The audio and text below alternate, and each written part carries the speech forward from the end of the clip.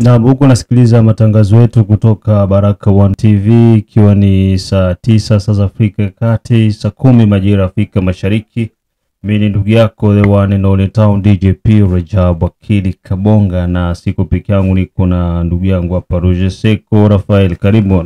Ujambo sana tena na asante tena kwa ukaribisho, na tunatua ndani ya nyumba tena kwenye Baraka One TV.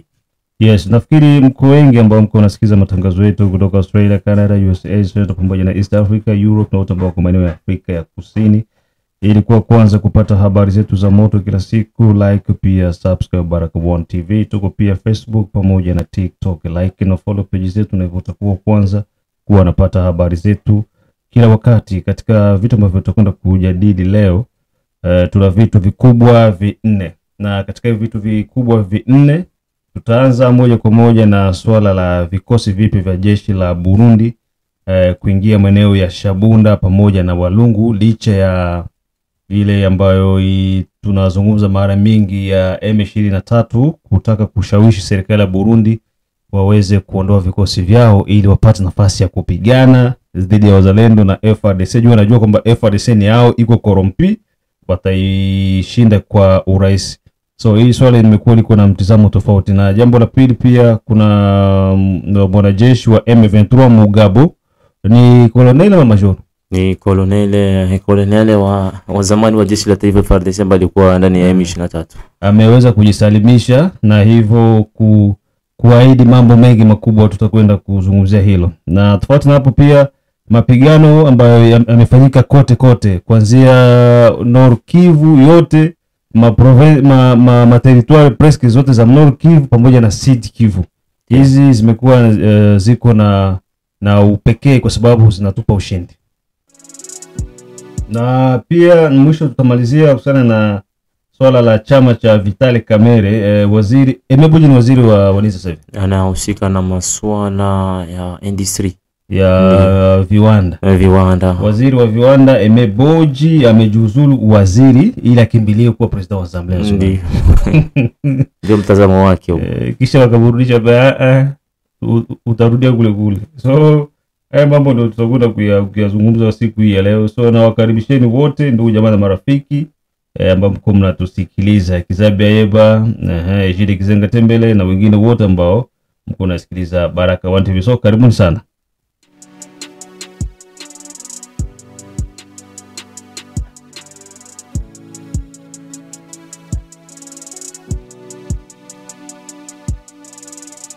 Yes, tukichukua swala la kwanza, swala la vikosi vipi vya jeshi la Burundi.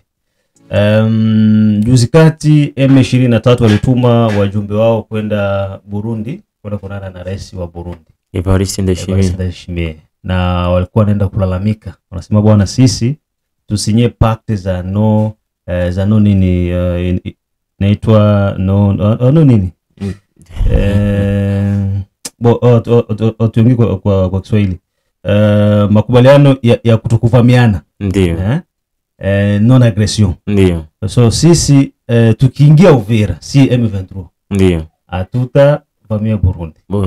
Kwa hiyo utukubalie toa soda yako baby kule Mashabunda, Walungu na Uvira na Fizi, juu atupende kumwanga damu. Sasa wakaongea hapo, Burundi akamwambia okay sawa, tunasikia, nendeni. Ndio. Delegation ikarudia. Na waliporudia jana, Burundi ikaongeza idadi ya wasoda. Unaona? Ndio. Ikaongeza wasoda Shabunda, Walungu, Fizi na Uvira. Ni busiku mkutanana na makamio zinatoka hivi zinaenda kama na ngambo za Luvungi za majeshi ya Burundi. Ndio. So hili swala linaashiria nini? Linaashiria kwamba jeshi la Burundi aliwezi kusaliti Kongo. Basoda Kirundi bale biko ba mingi sa uchafu. Balengia kamituga biko trop usikieto.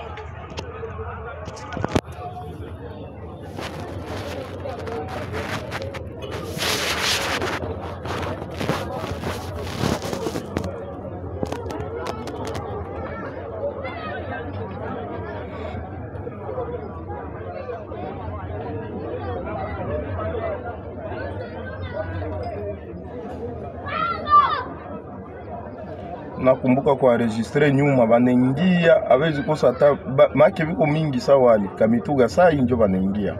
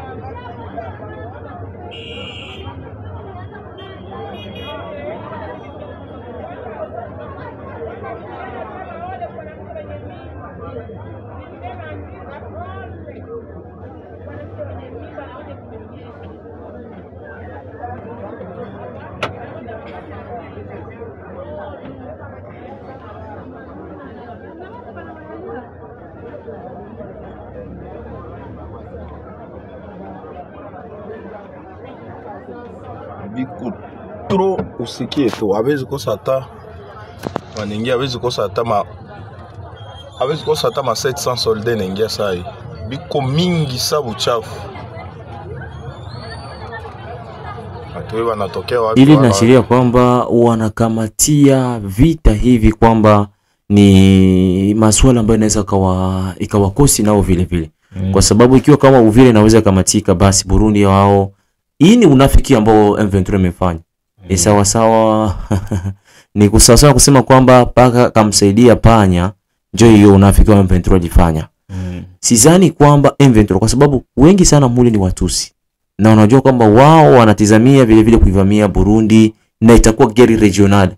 Njoo terme nao walitilize kwamba kwambia tutaki kufanya magere regionale ni masuala si Kongo tu huko tuko tunalibere population yenyeko mu dictature ya Kisekedi ora kuna dictature tu kwemo. Na hii inaonyesha kwamba Burundi ikaona manake gisi wanatuashiria hivi yani na wanajipanga. Na hii njoo ikaonyesha kwamba acha sana wao wajipange sasa vizuri waoneshe kwamba wakubaliana na swala hili. Kwa sababu hata siku moja Burundi haiwezi kudanganyika mbele ya Mnyarwanda. M23 haiko sema ni ba Corneille Nangaa sijui ni banani. M23 ni Kagame mwenyewe wa persona. Na Ndayishimiye na Kagame anamjua vizuri. Kwa hiyo kitendo cha wao kujaribu kupumbaza ni swala ambalo linakwenda na maji, na nimeweza kufurahia kuona jinsi wananchi wameweza kupokea wanajeshi wa Burundi walivyoingia, kwa sababu tumekuwa tukizungumza hivi mara mingi kwamba serikali ya Burundi imezungumza na hao magaidi wa M23, wametuma delegation yao. Kiukweli watu wengine wanajiuliza kwa nini delegation itumwe iende. Kwenye masuala ya diplomasia ya vita mazungumzo yanakuaga. Ndio. Mnaweza kuwa mnapigana lakini mnapata muda wa tuongee kwanza, mnaongea mkishindwana tena mnakiamsha. Unaona? Kwa hiyo tutatizama kwanza tuone jinsi wanajeshi wa Burundi walivyoingia na walivyokuwa wanapokelewa na raia, kwa kuwaona raia wote wakawa wamejawa na furaha tele na hivyo kuwapokea kwa shangwe pamoja na vigeregere. Hebu tizama kwanza hii. Ndio niseme kwamba hili limeonyesha kwamba jeshi ya Burundi iko vizuri sana. Yes. Iko vizuri sana kwenye masuala ya vita na inaona kwamba hii ni msemo tu wa kusema M23 imesema vile, lakini kwa undani wana kitu chao ambao wanaficha. Juu sidhani kwamba M23 hata wakisema wakamate, ikiwa kama ndoto wasiwe watakamata Uvira, aseme Kagame atawaruhusu ndio muendelee tu kula. Tambe bwana mpite mnaprofite, mpite mnapitia pale kwa frontiere, mpite mnavamia Burundi. Na hii itakuwa guerre regionale juu. Wakivamia Burundi wakamata Burundi, wanavamia na Tanzania. Na ndio nakutanisha inakuwa guerre regionale, inchi zinakuwa zinapigana zote zenyewe na nakutanisha damu inamwagika kwa wingi sana. Na kitu kenye wanatakiwa kutokusahau asahau kwamba Watusi wanataka watawale Afrika Mashariki na Kati. Sawa? Ndio, ile masuala ya mpiri hima. Watusi wako Kenya. Ruto ni Mtusi. Ndio. Wakalenjin Watusi. Watusi wako Sudan Kusini, Salva Kiir. Ndio. Ule ni Mtusi. Hebu angalia miaka ya Salva Kiir. Rais ambaye anafika na wakati anajikojolea Salva Kiir. Amezeka mpaka anakuwa iko feble sana, hata kusoma hajui tena kusoma. Ushelewa? Ndio. Yeye banaendaka banamkamata hivi, hawezi simama hivi asimame fix panda 10 minutes ataanguka. Ndio. Lakini ndo rais wa Sudan. Eske inchi iko inaongozewa na watu wenye kuwa timamu ama vipi? Kamatia Yoweri Museveni.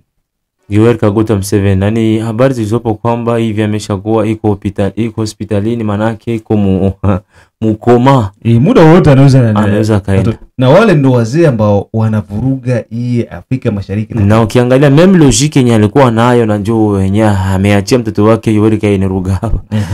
Na hii itaonyesha tu kwamba pale njoo itakuwa ni kisa na tachia wananchi wake mkao. Kwa hiyo na Uganda na Kenya na wapi, Kenya, Uganda, Rwanda, hao wote ni Watusi. Na Sudan nafikiri wakitaka sema wachukue Kongo pia ni Mtusi ndo atakuwa pale. Wakienda Burundi pia hawapendi kuona serikali ya Wahutu iko Burundi, wanataka pia waichukue. Tanzania nako vile vile. Ukiangalia katika majeshi ya polisi ya Tanzania, watu ambao wako wanafanya kukamata watu uhalifu mwingi zaidi sana ni Watusi. Unaelewa? Kwa hiyo kama utakuta ni watu wenye wanakuwa na roho moja hivi yenye sio waaminifu sana kwenye masuala ya kukubaliana, lakini mweza mkaongea hivi mkakubaliana hivi, kumbe wao wako na mipango yao mingine. Na nafikiri hii mipango, lakini nilipenda siasa ambayo tumekishoka na nchi ya Tanzania kwa sababu wao walitaka magari wakawaamsha asubuhi. Mwingie mgari hapa tuwapeleke kwenu. Si Kongo wote wamefuzwa, wakarudishwa wote. Na hii kaonesha kwamba hawataki fujo kwa siku za baadaye. Na hii ikasaidia avenir ya nchi itakuwa vizuri. Lakini nchi ambayo inapokea vizuri unakutanisha baadaye wanaleta vurugu kupigania udongo. Sisi Kongo tuko na tatizo. Na tatizo la Kongo ni kwamba hao jamaa waliweza kutusoma wakaanza kututumia sisi wenyewe. Sababu hii ilianzaga depuis wakati ya Mobutu. Na Mobutu alikuwaga itilize na Barwande. Ushelewa? Ndio. Ile kufanywa kuwa shushu wa Baitazini na bakamtia kwa na banampaka masikio juu wakati barefugee banakimbia kutoka Rwanda ukuya Kongo. Wakongomani wenyewe yani Wazairwa ndio walikuwa wakubaliani nao. Walikuwa wanadenosa kwamba watu hatuwataki waingie makambi. Lakini Mobutu bakamtia masikio bana Kongole wengine bakakuwa ni banapewa franga anauzishia Mnyarwanda nini parcel shamba. Ndio. Anakiona ngombe anachukua maitandia anampa maziwa anampa franga anampa pale. Ikaenda hivyo mpaka rafika ni wakati wakajiita Wanyamulenge. Ndio. Wenye walikuwa hapa, wenye walienda Mamoba kule wakajiita Wanyavyura. Wenye walienda kule Maituri ni Wahema. Wenye walibakia Masisi mawapi ni Wanyabusa. Sasa unakuta kabila moja hapo ukute ni jina fulani. Ukienda huku jina fulani. Ukienda huku jina fulani.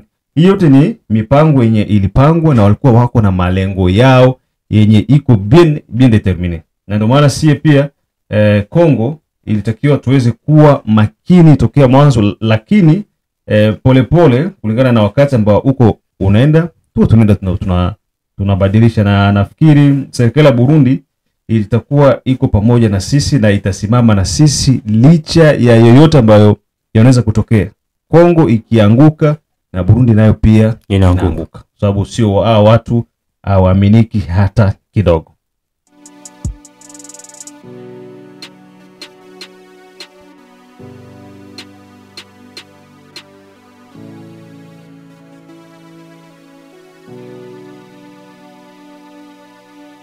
Kuna hili swala la pili, swala la Kanali Mugabu kujisalimisha. Kanali Mugabu una data zake za kutosha. Hebu tuambie alikuwa ni nani, alianzia wapi na akaenda wapi na sasa hivi ameenda tena wapi? Ndio niseme kwamba Kanali Mugabu niseme kwamba alikuwa zamani kolonele mujeshi la taifa FARDC, akadeserte akaenda kujiunga na waasi wa M23. Niseme kwamba Kanali Mugabu ni raia ambaye alizaliwa hapo Masisi kwa jimboni Kivu ya Kaskazini, na vile vile akajiunga katika kundi hilo, na niyo jana kwenye mapambano ambayo yalikuwa makali sana, vichapo vipya vya FARDC na wazalendo katika maeneo ya tarafa Nyiragongo jimboni Kivu ya Kaskazini hapo maeneo pembeni zoni tuna mji wa Goma, ndipo alipojisalimisha mwenyewe mbele ya jeshi la taifa FARDC Na hii akasema mbele ya viongozi wa jeshi la taifa kwamba aliona kujiondoa kwake kwa sababu mainterezi walikuwa wanadhania kwamba waliwaahidi asikuwa privilege. Intere gani? Walisema kwamba watapewa pesa, watapewa kitu chote ambao wanahitajika. Lakini baada ya kuona alire jinsi ya vita inaendelea, wanakia jikuta kwamba Watusi ndio wanawekwa kipawa mbele. Lakini ifahamishwe kwamba huyo Kanali Mugabo hata kama ni Mkongomani, lakini alisemesha ukweli kwamba yeye ni Muhutu. Ni Muhutu. Ndiyo. Muhutu wa asili ya Rwanda tsepe. Ndiyo, asili ya Rwanda. Lakini alikuwa tumika Kongo. Kasema yeye anaona kwamba ma decision za kule, akasema kwamba alisema mkifaransa kwamba seul les jeunes Tutsi bénéficient. Banakuwa na beneficie bitu byote, ma privilege yote. Kijana wa Kitusi, lakini kwao Wahutu hawana nafasi kabisa. Hawana. Nafikiri hili swala ni swala ambalo mara mingi nakuwa niko nalizungumza. M23 biko wanaprone nini? Justice. Ndiyo. Nini aussi wanaprone vitu gani hapo hii kusema nini tribalisme, ile manepotisme tout ça. Lakini ukiangalia mugestion ya M23 kabisa benye biko na privilege ni Batusi. Na ili akalisema kwamba anaona vile vile kulikuwa watu ambao wako persecuté, incarcéré d'une manière là, kwa kuonewa. Watu wanafungiwa, wanauawa kwa kuonewa tu. Wewe wanaona usura wako unafanana na kwa mzalendo, wanakukamata, wanakuga gereza, wanakuacha matravo force.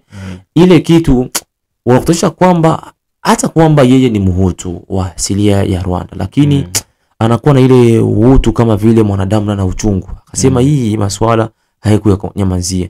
Na ndio maana akaona ni muhimu kufatana na mapambano ya jana, ndio akapitana jiondoa mu M23. Yani akafanyisha mzaki kama nenda pambana, kumbe anaenda jisalimisha mbele ya jeshi la taifa.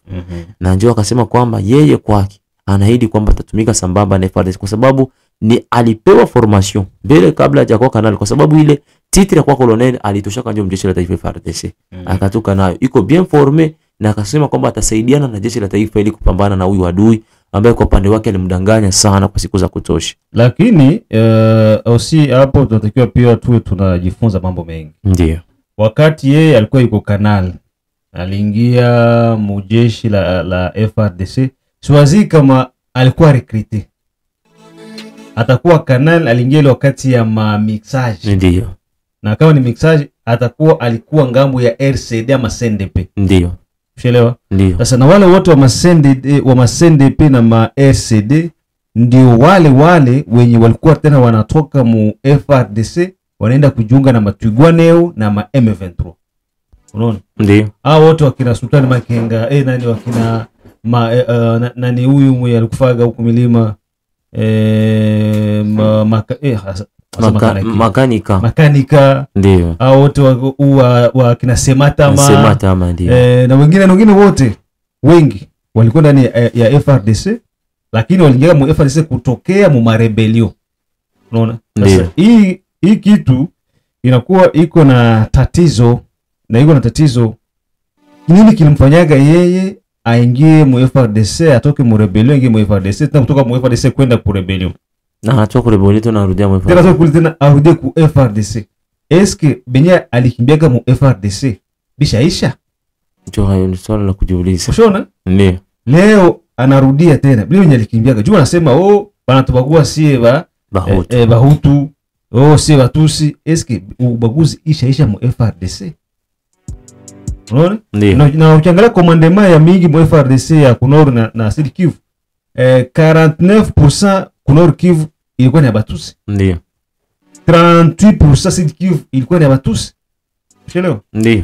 Franga zao zinatoka ku niveau ya Kigali, ndio walikuwa wanapokelea franga zinakia.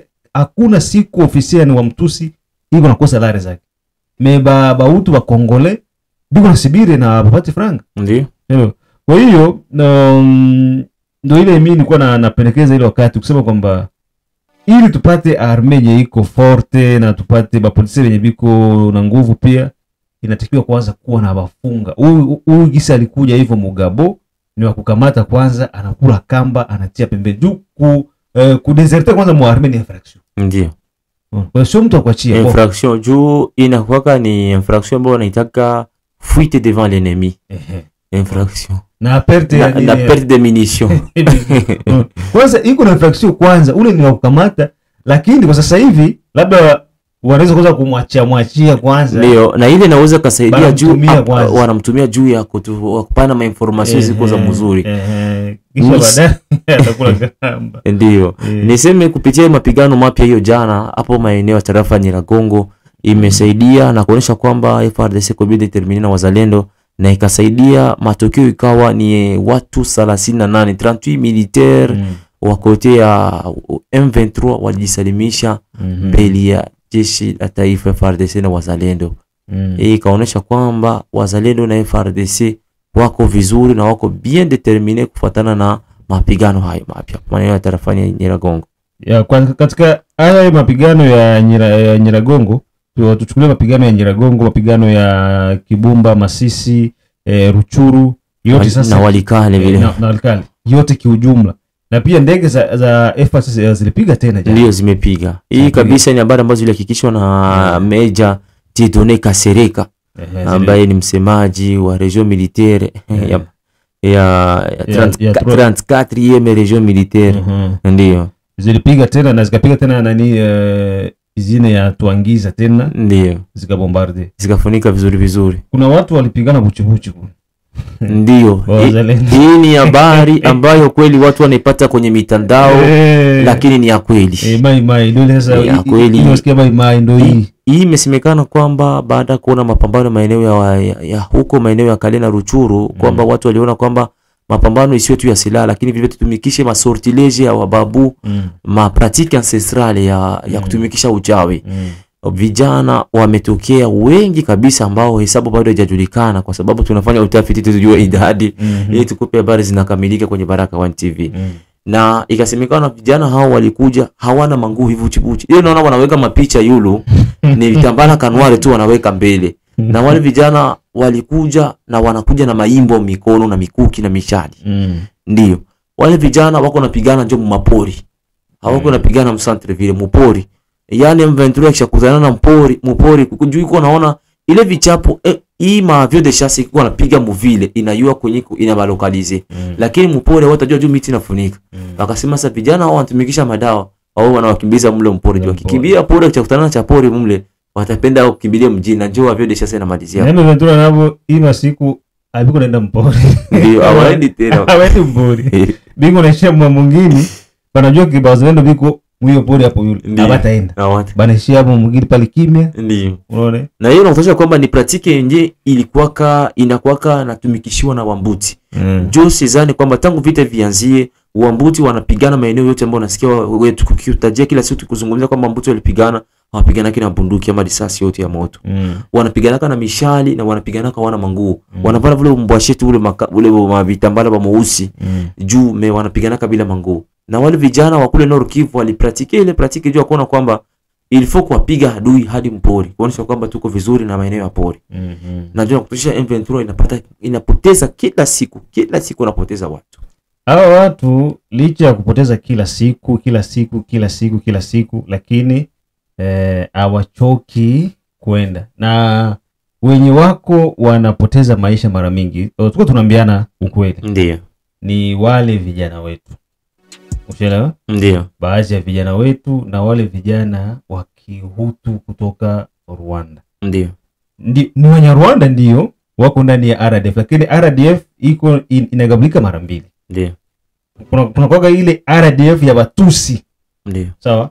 Ile ndio yenye iko ku garde ya ba responsable na Batusi biko mu M23. Ndio. Na kuko RDF ya Bahutu wenye wanatuaga mstari wa mbele pamoja na hao wenye wako naenda wanakamata mu mashamba, mu makabumbu, mu mwingine, wanawaweka pale, wanapatia mafunzo kisha wanawapeleka kule.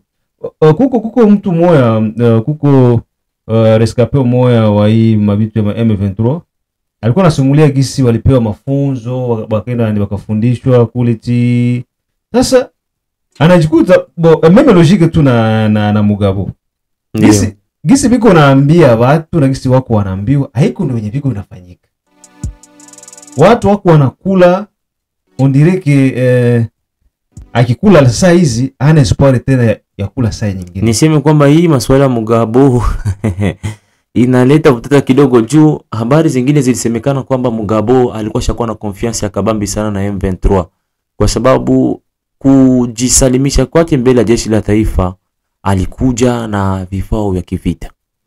Yani ilikuwa ni mishio wakati walisikia kwamba hii mapigano inaanza asubuhi maeneo ya Nyiragongo, wakamtumana Mugabo bwana kamata vifaa vitu ya kivita ile mabunduki kubwa wewe ndo pambane nao. Lakini sasa leo akasema hii ndio okazio sasa ya kuwatoka wa jamaa. Pale ndio akapita ita wazalendo kwa telefoni wakakuja wakamkamata pale wakaenda naye na vile vitu vyote ile mabunduki kubwa wakazibeba wazalendo. Na ile ikasaidia kwamba ndio ikatoa sasa matokeo ya watu 38 kujisalimisha kwa sababu moto ilikuwa mwingi sana. Yeah. Sawa, hilo ni mimi sijakataliana na Mugabo kujisalimisha. Amesalimisha ndio inaloweka, lakini ile motivation ndio ile motivation ilifanya yeye ajisalimishe ndio yeye hapa ndio nataka niongee sasa na watu wengine ambao wako wanafikiria kwamba ku M23 kuko kitu kile kitabafanya hapo ba resiste kule. Ndiyo. Jamani kule tofauti na ubaguzi. Jamani wabaguzi moja wa hali ya juu. Usiombe kutawaliwa na Mnyarwanda. Usiombe kutawaliwa na Mtusi, utateseka maisha yako yote. Leo hii Goma kila biro yewe unajua sema hii biro ni administration. Hautakosa Batusi mle ndani. Kosi. Chelewa? Ndiyo. Na shefu kiongozi mkubwa lazima akuwe kwanza ni Mtusi. Msaidizi wake ni Mtusi. Siye Bakongole tuko bakajamba nane kule chini kwenye hakuna hata maamuzi. Kisha unaona mtu anakuambia AFC.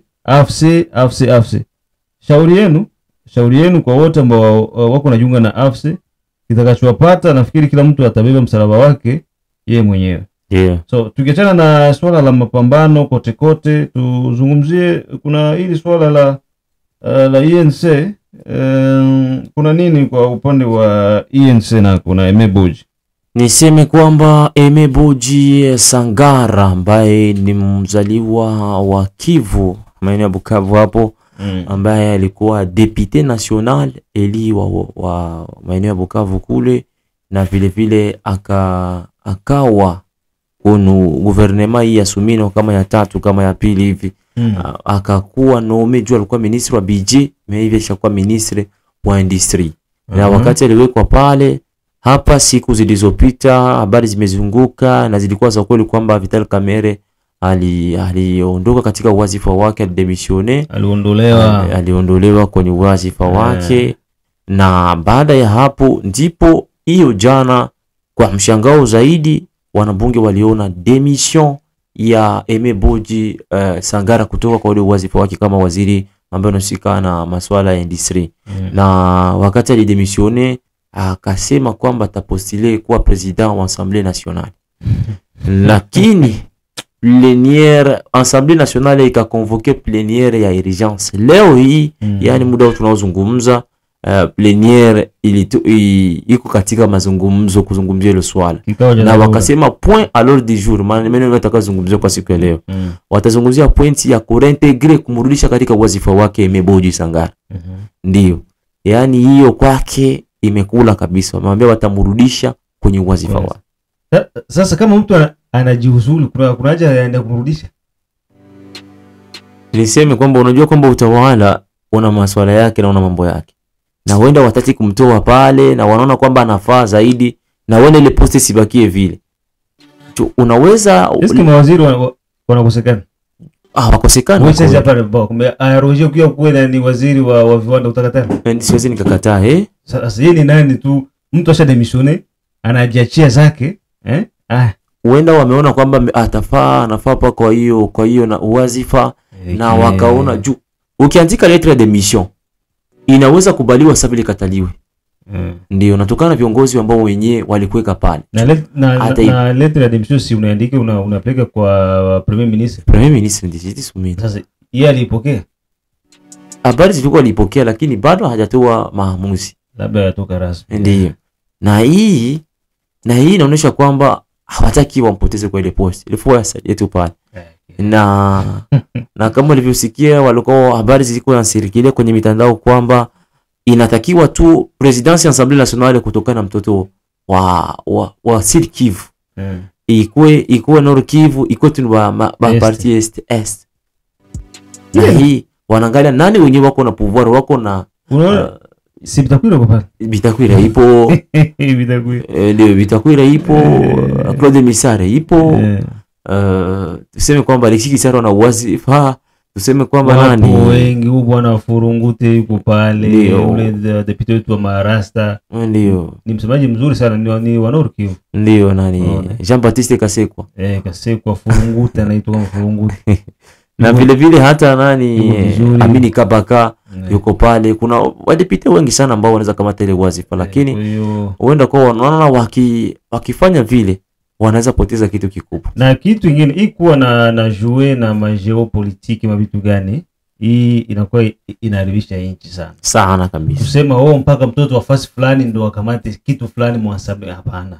Kongo haiko ya watoto ya fasi fulani. Ndio. Haiko sema chef d'état major tu anatakiwa tu lazima tu akue Katange. Hapana.